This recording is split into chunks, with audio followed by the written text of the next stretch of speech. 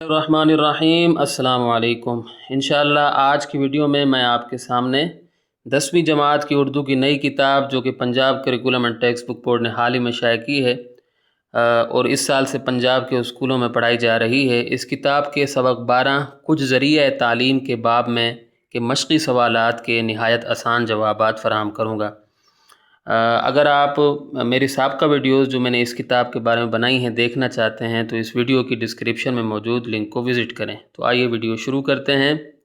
سوال نمبر 1 ہے، ذریعہ تعلیم اصطلاح کی وضاحت کریں۔ جواب: ذریعہ تعلیم سے مراد وہ زبان ہے جس کے ذریعے تعلیمی اداروں میں طلباء کو مختلف مضامین پڑھائے جاتے ہیں۔ یہ وہ زبان ہوتی ہے جس میں نصابی کتب لکھی جاتی ہیں اور امتحانات لیے جاتے ہیں۔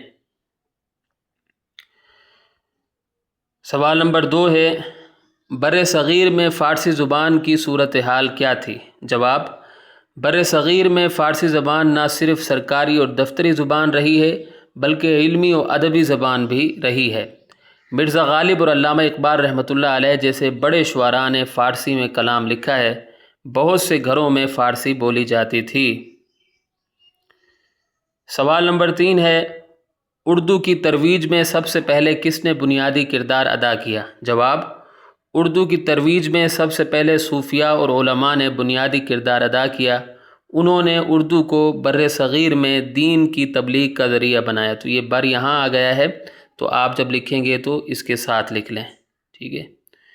اچھا، اس کے بعد سوال نمبر 4 ہے، اردو زبان میں علمی فنی اصطلاحات کی کمی ہے، یہ اعتراض کہاں تک درست ہے؟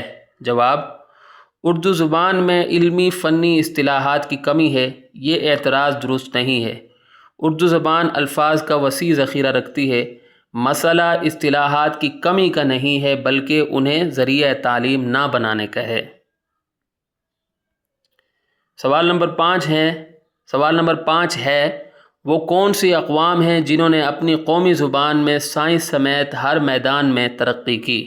جواب: یورپ اور ایشیا کی کچھ اقوام نے اپنی قومی زبان میں سائنس سمیت ہر میدان میں ترقی کی۔